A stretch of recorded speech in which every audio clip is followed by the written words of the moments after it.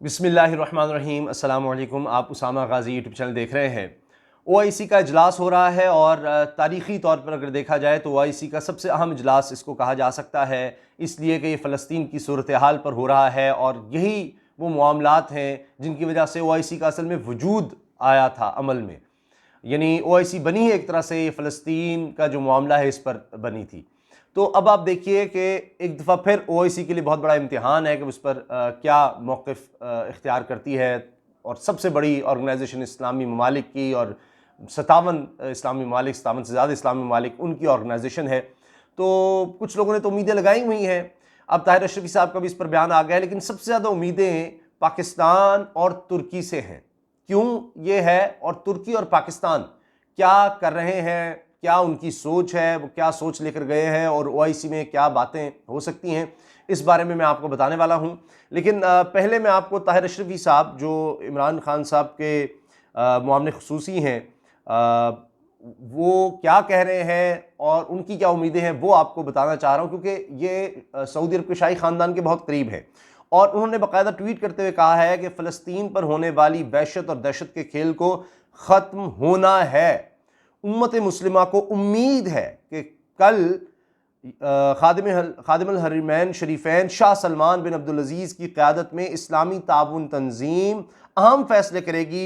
इंशाअल्लाह पाकिस्तान के वज़ीर ख़ारजा शाह महमूद कुरैशी पाकिस्तान की अवाम और हुकूमत के मौक़िफ़ को पेश करेंगे। अच्छा, अब ये तो कह रहे हैं कि जनाब बड़ा ज़बरदस्त कुछ फ़ैसला आएगा और शाह सलमान की क़यादत में अहम फ़ैसले होंगे। चले वो देख लेते हैं क्या फ़ैसले, क्योंकि आज तक ओआईसी कुछ खास नहीं कर सकी, ना मकबूजा कश्मीर के मामले में, ना ही फ़लस्तीन के मामले में। लेकिन इंटरनेशनल फोर्स बनाने की एक बात हो रही है। जी हाँ, इंटरनेशनल फोर्स बनाने की। और टीआरटी हो, तुर्की के दीगर अहम मीडिया आउटलेट्स हों, मीडिया की ऑर्गेनाइजेशंस हों, अखबारात हों, उन्होंने बाकायदा इस चीज़ को छापा है, आप चेक भी कर सकते हैं। और वो ये कह रहे हैं कि तैयब उर्दवान ने जब रूस के सदर पुतिन को फ़ोन किया, उनसे बात की और उनसे हिमायत चाही इस मामले में, फ़लस्तीन के मामले में, तो तब वहाँ पर यह बात हुई। यानी तैयब उर्दवान ने यह तजवीज़ पेश की कि फ़लस्तीनियों की हिफाजत के लिए और ख़ास तौर पर मस्जिद अक्सा के हवाले से, मस्जिद अक्सा की प्रोटेक्शन के लिए और मुसलमानों की प्रोटेक्शन के लिए, उनकी हिफाजत के लिए एक इंटरनेशनल फोर्स बनाई जाए। और अब यह मामला बईदस क़यास नहीं है, तो इसीलिए लग रहा है कि तुर्की की तरफ से यह तजवीज़ ओआईसी में आएगी कि एक इंटरनेशनल फोर्स हमें बनाने की ज़रूरत है, बहुत हो गया। चूँकि हाल ही में आपने देखा होगा एक बयान तैयब उर्दवान का आया, जो छप भी चुका है, सबके सामने है, कि उन्होंने कहा कि हम हाथ तोड़ देंगे, इसराइल के हम हाथ तोड़ देंगे। अब ये तो वाज़ेह स्टेटमेंट है। मैं अपनी पिछली वीडियो में भी आप देख सकते हैं, बता चुका हूं कि तुर्की किस तरह से मैदान में उतर आया और उन्होंने, यानी जो तुर्की के सदर ने अपनी पार्टी से बात की है वो बहुत अहम है कि उन्होंने कहा कि जिस तरह हमने शाम में दहशतगर्दों का मुकाबला किया है, बाय फोर्स जाहिर है कि अपनी फौज भेजी है, इसी तरह से हम इसराइल का मुकाबला करेंगे। अब उससे तो वाज़ेह लग रहा है कि वो इसमें जंगी हिकमत अमली चाहते हैं, वो इसमें अग्रेसिव एक चाहते हैं कि पोस्चर आए। ये नहीं कि हम सिर्फ कंडेम कर दें, कंडेम करने से काम नहीं चलेगा। तो ये भी मुमकिन है कि कुछ ममालिक कहें कि अच्छा हम जनाब वार्निंग दे देते हैं कि हम जनाब सफ़ीरों को बुला लेंगे, ताल्लुकात मुनक़ता कर लेंगे, लेकिन पाकिस्तान और तुर्की ये इंटरनेशनल फोर्स की तरफ जाएंगे। उसकी मैं आपको वजह बता देता हूँ। देखिए, तैयब उर्दवान का एक और बयान, क्योंकि ये सब बातें डिप्लोमेटिकली हो रही होती हैं और इस तरह से डिस्क्लोज नहीं की जाती, ना ही प्लान्स, ना ही इस तरह की बातें, बाज़ औक़ात तो ऑफिशियल स्टेटमेंट भी उस तरह से नहीं आती कि जो आप अंदर प्लानिंग कर रहे होते हैं। तो लिहाजा हमें जो बयानात हैं उनको देखते हुए फिर उसको देखना होता है कि मामला किस तरफ जा रहे हैं।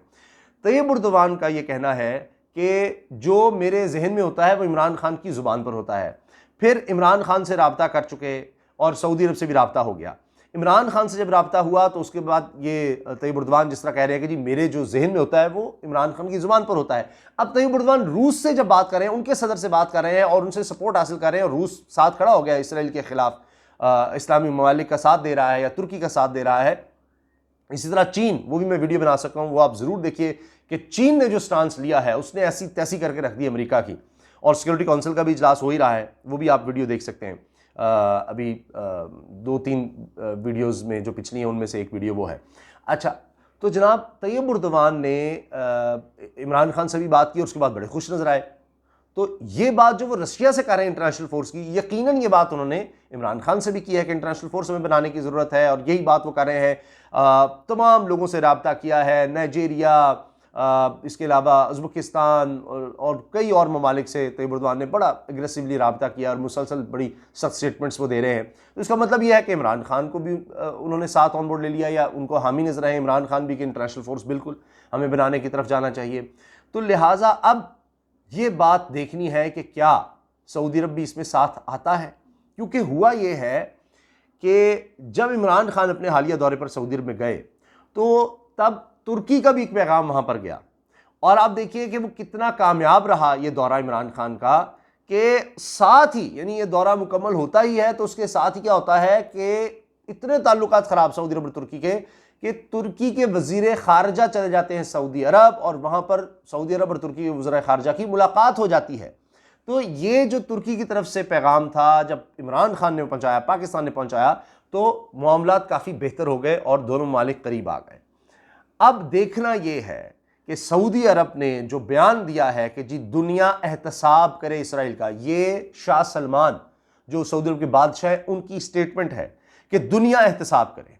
अब सवाल ये पैदा होता है कि ये जो तजवीज़ पाकिस्तान और तुर्की की तरफ से जा रही है, ये क्या इस तरह का एहतसाब, ये एक इंटरनेशनल फोर्स बनाने का, ये सऊदी अरब इसको सेकंड करेगा, उसके लिए काबिल कबूल होगा? अब वो दुनिया से एहतसाब का कह रहा है तो OIC कम अज़ कम खुद कोशिश करेगा इसराइल का एहतसाब करने की।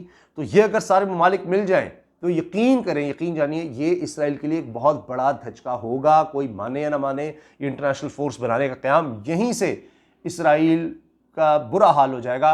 और आने वाली वीडियोज़ में मैं आपको बताऊँगा कि किस तरह से इंटरनेशनली इस चीज़ को अब लिखा जा रहा है कि इसराइल को शिकस्त हो रही है।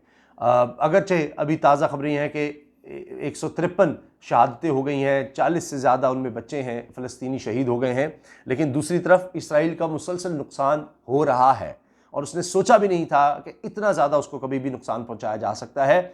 तो ये जिस तरह का एहतजाज पूरी दुनिया में शुरू हो गया है, कोई ऐसा शहर नहीं है बड़ा, कोई दारुल हुकूमत दुनिया का नहीं है, बड़े बड़े ममालिक का, जर्मनी हो जाए, फ्रांस हो जाए, जहाँ पर कहा गया कि जी एहतजाज नहीं करने दिया जाएगा, इजाज़त ही नहीं दी गई, वहाँ पर इतना बड़ा एहतजाज हुआ। लंदन में मुसलसल एहतजाज हो रहा है, लोग सड़कों पर हैं। तो ये जो रायमा बन रही है, उसके बाद अगर OIC इस तरह का स्टैंड ले लेता है तो यकीन करें ये बहुत बड़ी बात होगी। तो ये है पाकिस्तान और तुर्की जो जिस तरफ जा रहे हैं, बात कर रहे हैं, और जो मैंने आपको बताया ये वाज़ेह स्टेटमेंट्स आ चुकी हैं, छप चुकी हैं। तुर्की के हवाले से मैंने आपको बताया कि तुर्की ने खुद, उनके अखबारात ने इस चीज़ को शाया किया है कि तैयब उर्दवान ने इंटरनेशनल फोर्स की प्यूटिन से बात की है और कहा है कि ये कोई खारिज अज़ इम्कान नहीं है, ये कोई अछूती या अजूबा नहीं होगा कि अगर इस तरह से एक इंटरनेशनल फोर्स बना दी जाए। आखिर अक़वाम मुत्तहिदा में भी तो होता है, पीस कीपिंग फोर्स अक़वाम मुत्तहिदा में रखी हुई है कि जहाँ पर इस तरह इंसानी हुकूक की पामाली, और उसमें पाकिस्तान के दस्ते हमेशा जाते हैं और बड़ा सराहा जाता है। तो फिर अगर अक़वाम मुत्तहिदा कहने पर जा सकते हैं तो फिर पाकिस्तान इस मामले में आगे क्यों नहीं आ सकता? अपने मुसलमान भाइयों के लिए एक पीस कीपिंग फोर्स क्यों नहीं बन सकती? और तुर्की भी उसमें साथ शामिल हो रहा है, तमाम ममालिक इसमें अगर शामिल हो जाते हैं तो बहुत बड़ी बात होगी। तो ये अब तुर्की और पाकिस्तान की ये मेन तजवीज़ इस सारे मामले में नज़र आ रही है। इजाज़त दीजिए, अल्लाह हाफ़िज़। आप सबसे एक दफ़ा फिर गुजारिश है कि अपनी राय का इज़हार ज़रूर करें कमेंट्स में, उससे मेरी रहनुमाई होती है। कोई बात गलत लगे तो उसके लिए मैं माज़रत ख़्वाह हूँ, और सबसे कहें कि चैनल को सब्सक्राइब ज़रूर करें क्योंकि मुझे आपकी सपोर्ट की ज़रूरत है। बेल आइकन पर क्लिक कर दें ताकि हर वीडियो के बारे में आपको फौरी तौर पर पता चल सके, लेटेस्ट अपडेट्स आप तक पहुँच सकें, और वीडियो अगर अच्छी लगी हो तो लाइक ज़रूर कर दें। अल्लाह हाफ़िज़।